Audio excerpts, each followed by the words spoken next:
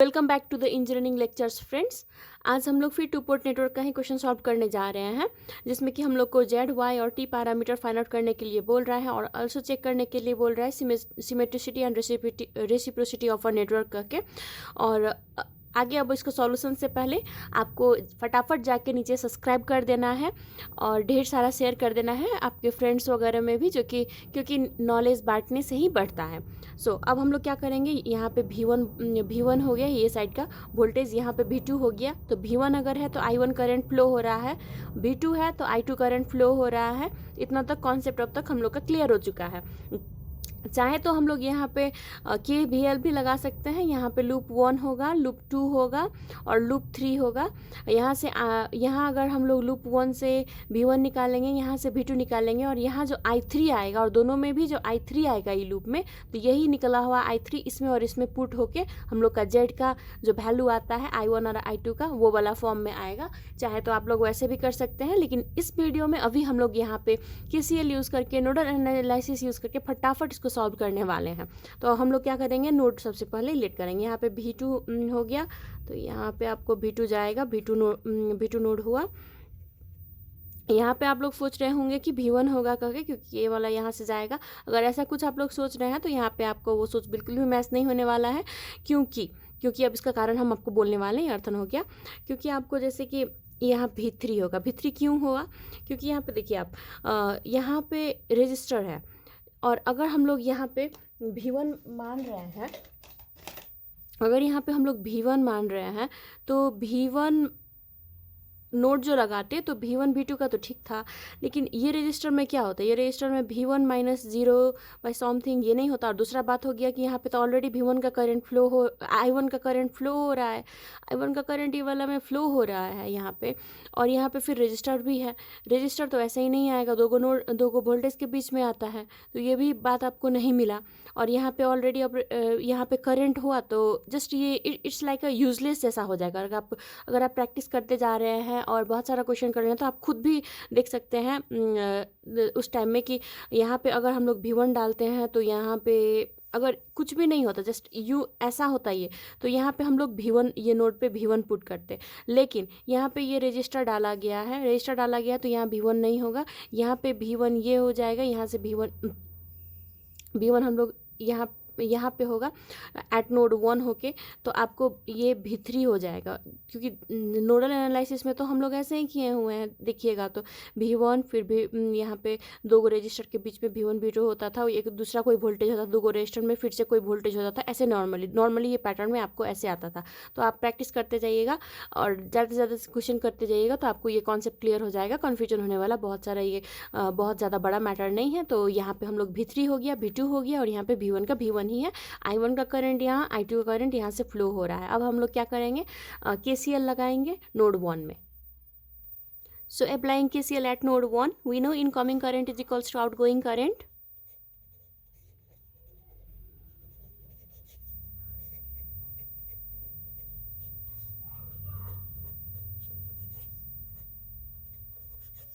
Outgoing current.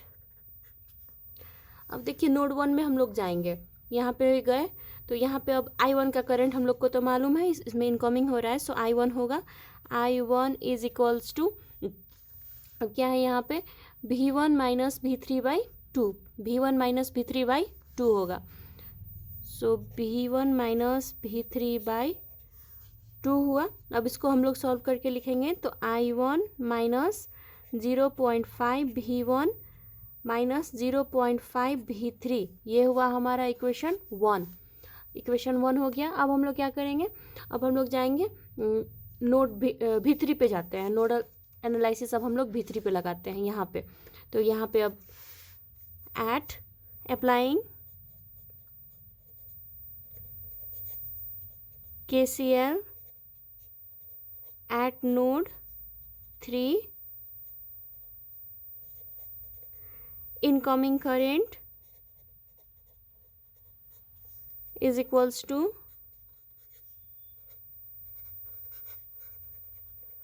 outgoing current।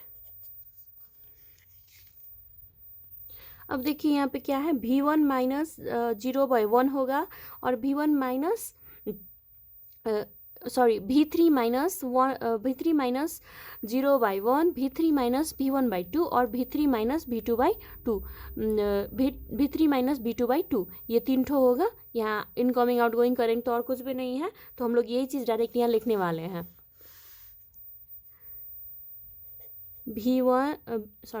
V3 minus 0/1 हो गया, plus V3 minus V2/2 plus V3 minus V1/2 is equals to 0। ये तीनों चीज़ लिखे हैं, V1 V2 माइनस V1 और V3 माइनस V2, ये सारा चीज़ लिखे जो कनेक्टेड है इससे। ये 3 गो में हो गया, कनेक्टेड हुआ। तो अब हम लोग क्या करेंगे, अब इसको V3 इज इक्वल्स टू क्या वैल्यू निकलता है वो हम लोग फाइंड आउट करेंगे। V3 सबसे पहले कॉमन ले लेते हैं, 1/2 plus 1/2 plus 1 is equals to V1/2 plus V2/2। अब इसको सॉल्व करके अगर लिखा जाए तो V3 इज इक्वल्स टू आएगा, V3 is equals to 0.25 V2 plus 0.25 V1, ये आएगा। ये हो गया हम लोग का सेकेंड इक्वेशन।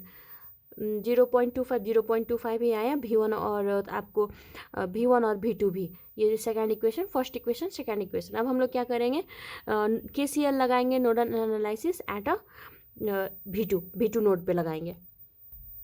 अब एट नोड 2 में incoming current is equals to outgoing current.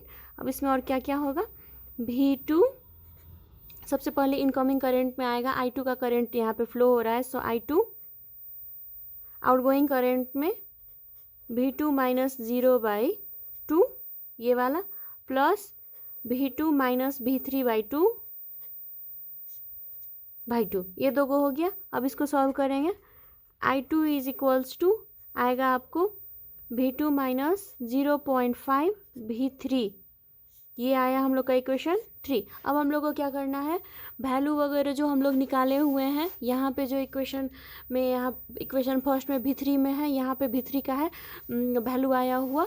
अब हम लोग ये इक्वेशन V3 का वैल्यू ये निकाले हुए हैं, equation putting the value of equation 2 into equation 1 and 3 we get value of मतलब इक्वेशन, ये V3 का वैल्यू हम लोग इक्वेशन 1 और 3 में पुट करने वाले हैं, और फिर हम लोग को एक फाइनल जो हम लोग का इक्वेशन आएगा वो होगा आपको Y पैरामीटर का। तो अब हम लोग क्या करेंगे, पुट करेंगे, putting value of V3 from equation 2 into equation 3 we get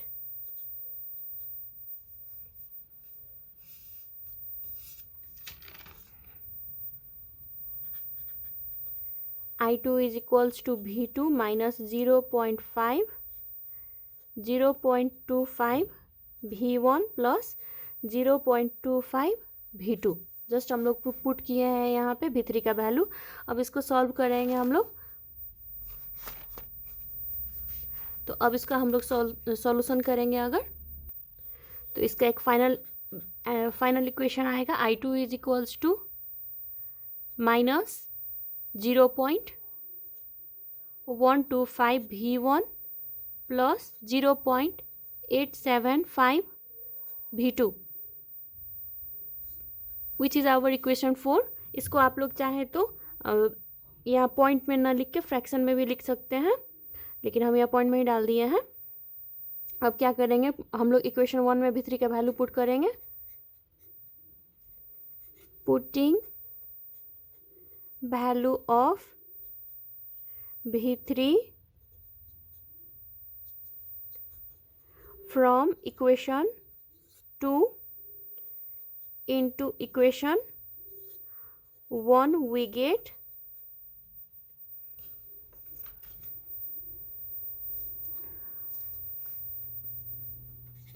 अब आएगा I1 is equals to 0.5 V1 minus 0.5 V3 के जगह पे 0.25 V1 प्लस 0.25 V2, ये आया।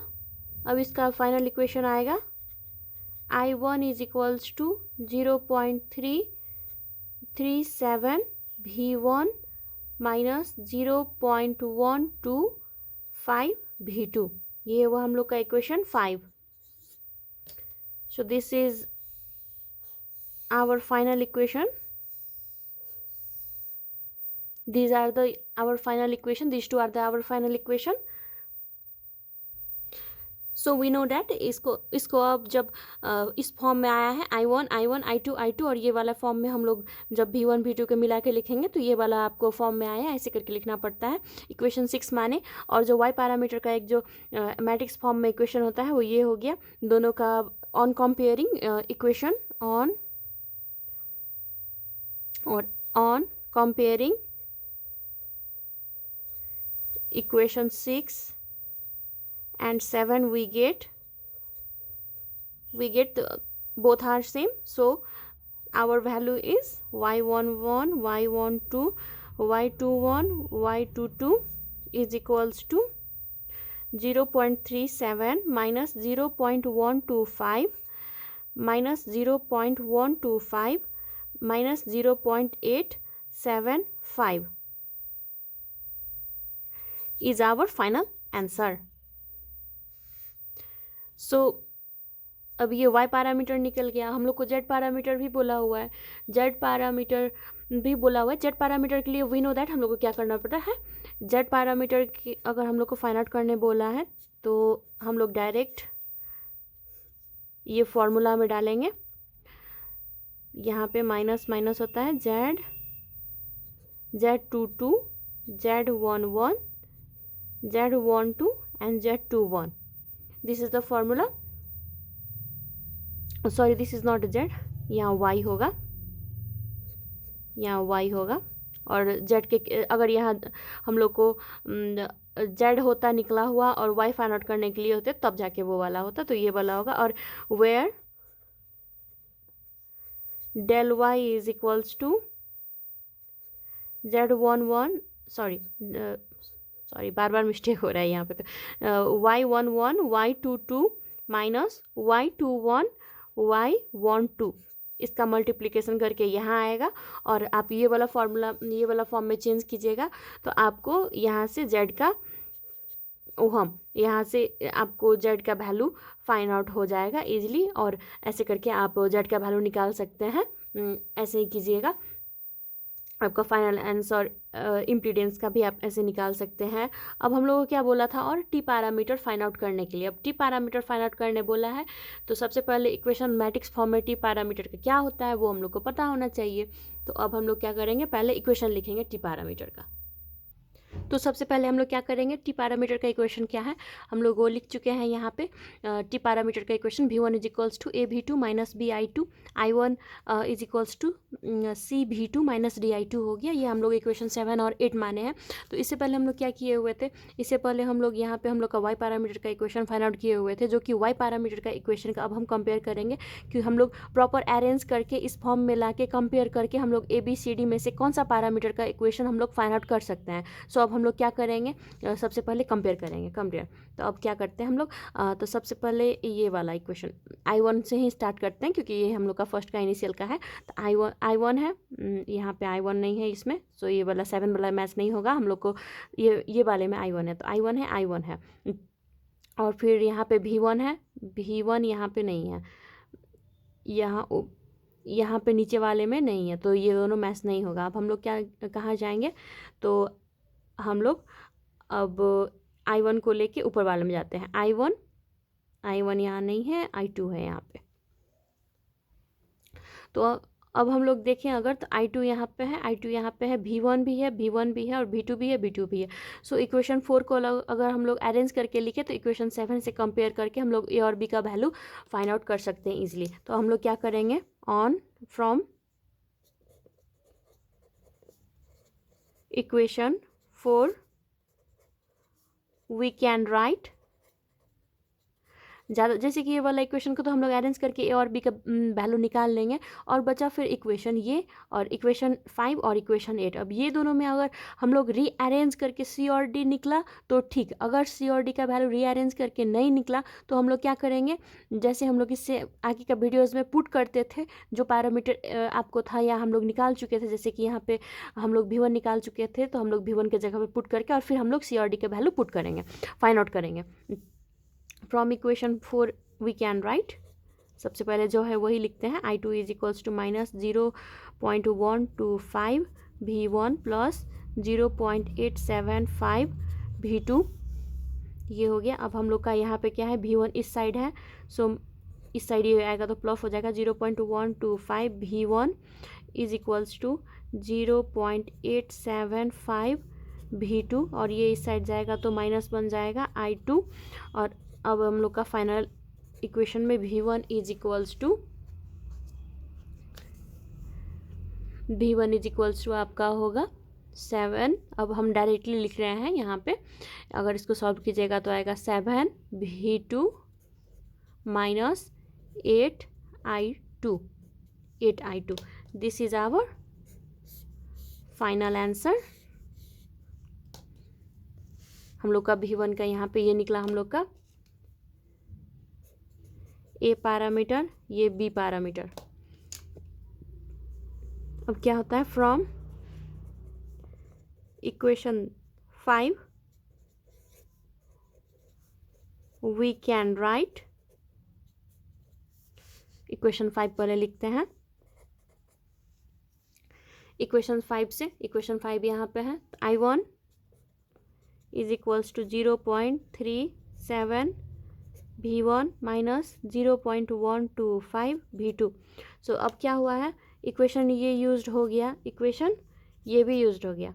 अब क्या बचा, ये इक्वेशन बचा, ये इक्वेशन बचा। अब ये दोनों को ही हम लोग को मिला के लिखना होगा। तो अब क्या है यहाँ पे देखते हैं, तो यहाँ से अब आपका I1 है, इसमें भी V1 है, यहाँ पे V1 नहीं है, V2 है, यहाँ पे V2 है, लेकिन यहाँ पे I2 का कंपोनेंट चाहिए होगा हम लोगों को, लेकिन I2 यहाँ पे है ही नहीं। तो हम लोग क्या करेंगे, V1 जो भी निकाले हुए हैं वो हम लोग पुट करेंगे। मतलब यहाँ पे जो इससे पहले ये वाला कंपोनेंट, ये वाला पैरामीटर मिसिंग, ये वाला पैरामीटर मिसिंग है, I2 मिसिंग है, I2 मिसिंग है, और यहाँ पे आपको V2 तो है, I1 यहाँ V1 यहाँ पे एक्स्ट्रा है, ये वाला यहाँ पे एक्स्ट्रा है, EXTRA एक्स्ट्रा है यहाँ पे ये क्या है,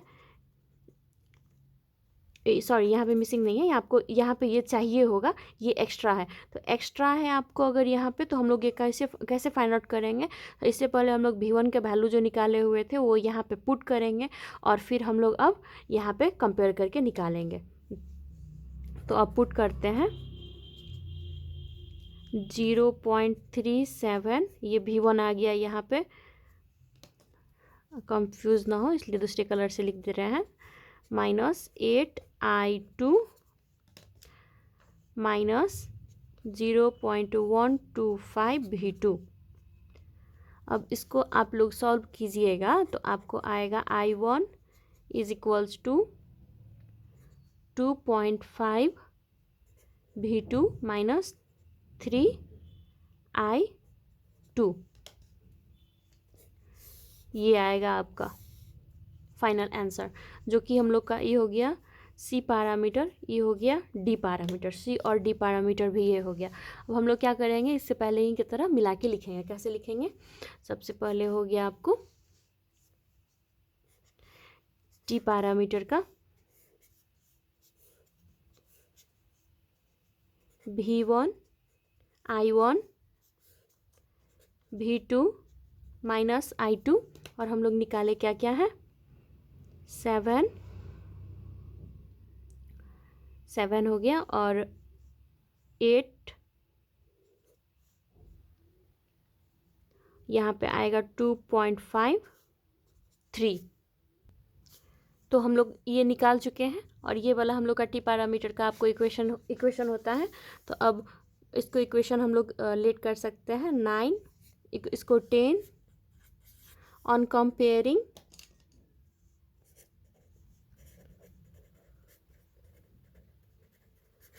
equation 9 and 10, we get ABCD is equals to 7, 8, 2.5 and 3. This is our final answer. हम लोग का ई आया हुआ है, तो हम लोग ऐसे करके फाइंड आउट कर सकते हैं. अब क्या बोला है हमको, इस बाहेक भी रेसिप्रोसिटी और सिमेट्रिसिटी हम लोग को चेक करने के लिए. तो अगर हम लोग का सबसे पहले वाई पैरामीटर में चेक करते हैं. Y parameter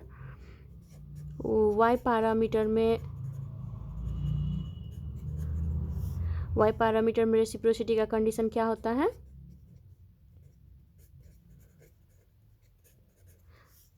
y12 is equals to y21. अगर ये वाला मैच हुआ तो आपको सेटिस्फाई है, वरना this is not been, reciprocity condition is not been satisfy. और हम लोगों ने क्या निकाला हुआ था y का, y12 और y21 क्या निकला हुआ था, दोनों का दोनों ही हम लोग का निकला था 0.125. सो इट इज, हम लोग को फिर लिखना पड़ेगा. सो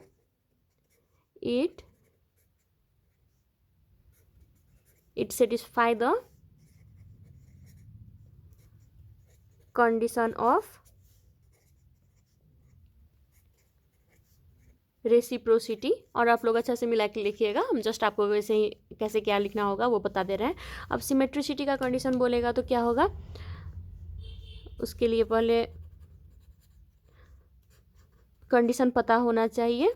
उसमें होता है y11 is equals to y22. y11 और y22 इक्वल है तो फॉलो किया है. इसमें आया था y11 0.37 माइनस 0.875, तो ये आपको फॉलो नहीं किया, सो नॉट हुआ, यहाँ पे से कट करना पड़ेगा. So it does not satisfy the condition of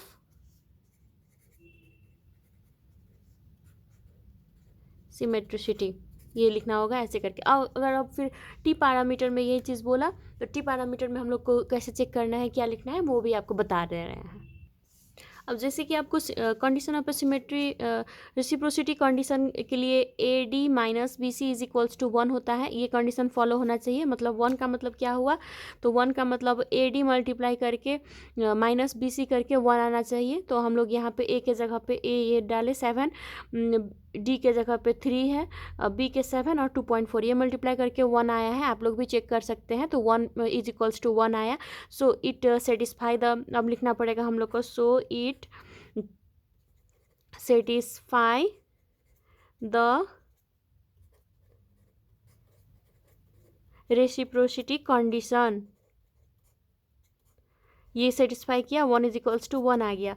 अब सिमेट्रिसिटी कंडीशन फॉर टी के लिए सिमेट्री है कि नहीं, इसके लिए ए इज इक्वल्स टू डी होता है. ये हम लोग को अब फिर चेक करना होता है. ए क्या है, इसमें हम लोग निकाले थे, ए निकाले हुए थे हम लोग इसका 7, डी क्या निकाले हुए थे, 3 निकाले हुए थे.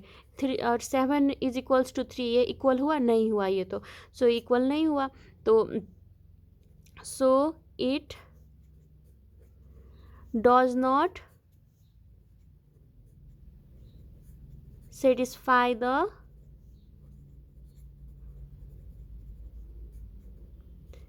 symmetricity condition 40. तो ऐसे करके हम लोग को लिखना होता है. 2-3 मार्क्स में एक्स्ट्रा पूछता रहता है. बहुत ही इजी है, कंडीशन सब पता होना चाहिए. आप ऐसे इजीली मार्क्स ले सकते हैं. और कितना इजीली हम लोग इसको किए हैं 2 पोर्ट को, जो कि ज़्यादातर स्टूडेंट सबको बहुत ही ज़्यादा दिक्कत और कॉन्सेप्ट में समझ में नहीं आता रहता है.